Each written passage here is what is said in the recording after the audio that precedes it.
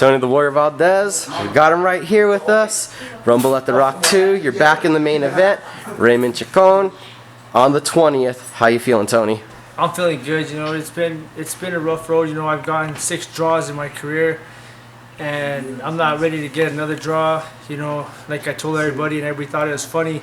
Instead of Tony the Warrior Valdez, they're gonna start calling me Tony the Artista with all these draws. But you know, I've been training really hard. A lot of support from my family.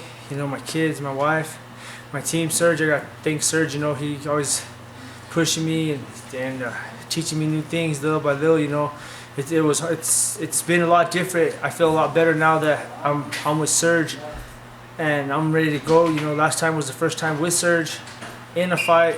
I felt good. This time I feel better. So expect to see a whole new Tony. It's been a lot of draws, but a way to look at it is it's been a lot of rounds, it's been a lot of experience. So what have you learned from all of this? You know, every single time you fight, every single time you train, every time you put on a set of gloves, you learn something new. And I've learned a lot, you know, and one thing I've learned, and actually I didn't learn it, I'm lying, is, you know what, I'm in here to fight, bro. I'm going to fight whether if it's a close fight, technical fight, boxing fight, brawling fight. I'm here to fight, bro. They don't call me the Warrior for nothing. You know, there's a few more people out there that call themselves the Warrior. You better think of renaming yourself, because you ain't been through what I've been through. And I mean, I'm willing to go the distance, go to that deep water, and do whatever it takes to win. And I'm fighting. And I'll fight till the death. You know, this is what I love to do. This is what I told my wife. You know, sometimes she disagrees with me.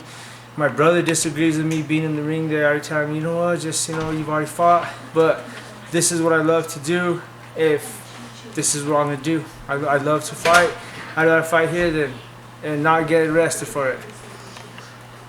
You said that we could have called you the Draw for a while. Well, wouldn't that be a good thing? Because we know you up in Espanola, you are the Draw. You packed the Camel Rock Casino, all that fans, all that support. So you're a Draw in a different way. What does that mean? You having that support of that community? You know, I couldn't be who I am today without the support of my family and my friends. Everybody from Espanola, I love you. You know what? They've done so much for me. The community, everybody, Albuquerque, all of New Mexico in general. You know what? Thank you guys. Without you guys, I would be nothing. And you guys pushed me. You know what? I represent New Mexico to the fullest, and that's what I'm going to do, is represent New Mexico to the fullest. As you guys, as everybody knows, we're not our cards we're not throwing smokers over here. And what I mean by that is we're not fighting everybody from in-state. You know, we're trying to fight and bring excitement to the community and the state of New Mexico, and fighting out of town, out of state fighters, and bringing them to the town. We're not fighting people from in-state. You know, I don't agree with that, but I guess you gotta do what you gotta do in your own events to do what you gotta do to try to pack a house. But us, I'd rather give the fans and give them what their money's worth, and fight someone from out of town that they haven't already fought before, either in the amateurs or in the pros. You may not be nicknamed the Warrior, but Chacon, Raymond Chacon, your opponent, been through these ropes 26 times as a professional himself. You got to respect anybody that does that. What do you think of your opponent heading into this fight? I don't care if he's had one fight. He steps in the ring, he's got a pair of cojones. He's in here to fight, and he's coming to win. You know, and then, as everybody knows, these California fighters, they come and they throw a lot of punches. They come to win. I'm not gonna let him come into my hometown, and I'm not gonna let him beat me. You know, my last fight, my last 2 fights, I got a draw. He kills from California, and he came to fight. You know, we got fight of the year.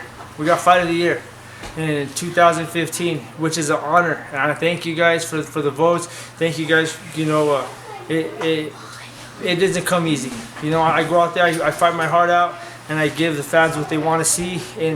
And it's a war. It's a fight. I go out there and I fight and I put on a show. Well, I know you love doing that, but what have you done in training to change that? Because we know you'd like a short night one of these nights.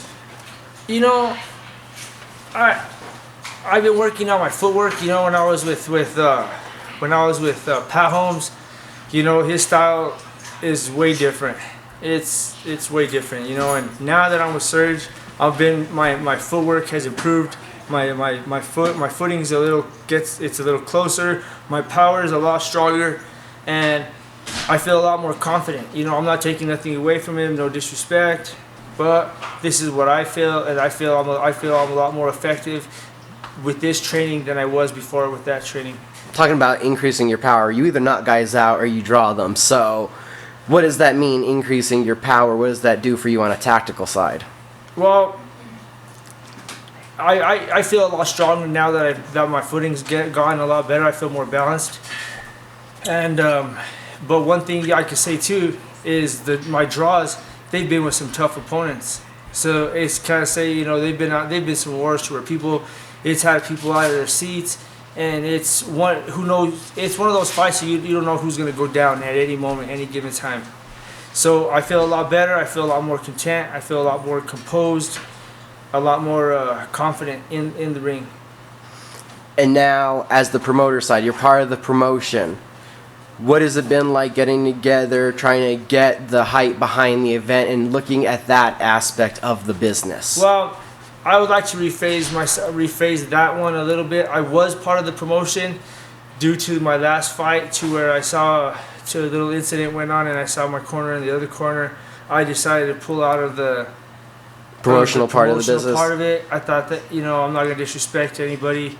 You know, much love to everybody. Good luck with your career, with whatever it is you do.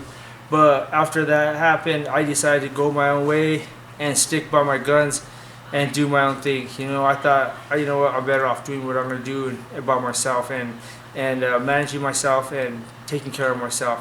When I was part of it, it was exciting. It was fun. It was a lot of work on top of training. But I'm not part of the promotion no more. I'm independent, and I'm willing to give it, and I'm giving it more 100%, because last time I was promoting, and I was trying to do matchmaking, trying to find fights, it does a lot that plays into it. But now I'm focused on just fighting and my family. And now talk about motivation. What's the motivation? We know you want the win, obviously, but tell us about motivation. What's motivating you through this camp and heading to fight night? My family. Period. You know, they go in there. My son, you know, my daughter, my wife. She's probably the toughest fight out there. You know, putting up with her on these dieting nights, or her putting up with me because I'm cranky. She actually has to. She has a tougher fight dealing with me and my mood swings, because when anybody diets, if you have dieted, you know what I'm talking about. My kids, they're the biggest support for my last fight. You know, I could hear my corner yelling at me, but at one corner I could hear my son yelling at me, telling me, get off the ropes, double your jab. You know, my daughter, she panics. You know, there was one fight when I fought Jamie Gutierrez, and he tripped me. When he tripped me and I fell and he hit me, my daughter went and started crying to my wife, and my son goes over there all calm and says, "Mom, Nene's over here crying because Dad got knocked out." so she's the more dramatic one. My son, he loves it. He inspires me. My family inspires me. And my hometown, you know what? I'm going to go and I want to bring back something. I want to prove to my community, to Espanola Valley, you know what? You got a warrior on your side, and I'm going to give it 100%. Everybody in Espanola is warriors. You know what? Everybody from Espanola, there's tremendous athletes that come out of there. You know, all New Mexico, not only Espanola, all New Mexico, there's great talent, and we're here to show it off, and we should show it off against other opponents from out of state instead of fighting each other when we've already fought each other in the amateurs or already in the pros. You've had those gloves on for a long time. How old were you when you first dropped them on? I started boxing when I was 14 with Mario Montoya out of Santa Fe. And you know what? Me and Mario are really good friends, and I have the much up respect for that man. He is such the most honorable, respectful man out there today. You know, me and Mario are really good friends. Doing it for more than half your life, what does boxing mean to you? It means a lot, you know. I can't say it means everything. You know, I love to fight. When I started fighting, it was mostly on the streets, you know, and I was getting in trouble, getting suspended, you know. And when Dennis O'Brien decided to tell me to put my knucklehead to use and my fist to use, you know, he introduced me to Mario. told me the rest was up to me, and ever since then I went with Mario, and then after Mario I trained with Al Lovato. After Al Lovato I was with Pat Holmes, and then I went to after Pat Holmes I went to California. I trained in Anaheim, and I trained in Simi Valley with Robert Ortiz. I came back. I got back with Pat. You know, things didn't work out. Now I'm with Serge. I was with Angelo Leo, with Miguel Leo. I trained with him for one fight, and then after that I went with Sergio, and now I'm with Sergio. I'm feeling really good. Things are going good. You know, the support of my family, my hometown, is great. I couldn't thank you guys more. It's under 3 weeks away. Legacy Promotions presents Rumble at the Rock 2, Camel Rock Casino, Tony Warrior Valdez in the main event. Last thing, who you got to thank? Who do you got to shout out to? I want to thank God most of all for giving me the strength and the health. You know, I'm getting older, you know, in this game, and I'm finding these younger cats. I gotta thank my family most of all for the support. You know, we're opening up a gym up in Espanola. Me and Tim Valdez, new era. Tim Valdez is doing the jiu-jitsu. I'm training the boxing. It's out there. I think it's 411 Santa Clara Road. I think that's the address over there by the La Cocina. It's a nice gym. We're gonna do boxing aerobics for the ladies, jiu-jitsu for the kids, and you know, we're excited. My gym's gonna start going out. I'm just living the dream. This is something I've always wanted to do, and this is what I'm doing until I can't do it no more. But you know what? Like I say, I'm gonna fight till I can't fight no more, and that's what I was always taught, and that's what I'm gonna do. Need tickets to Rumble at the Rock 2? Click on the front page of CageMinds.com. Click on the poster. Take you to HomeMyTicket.com. Thank you for the time, sir. Thank you.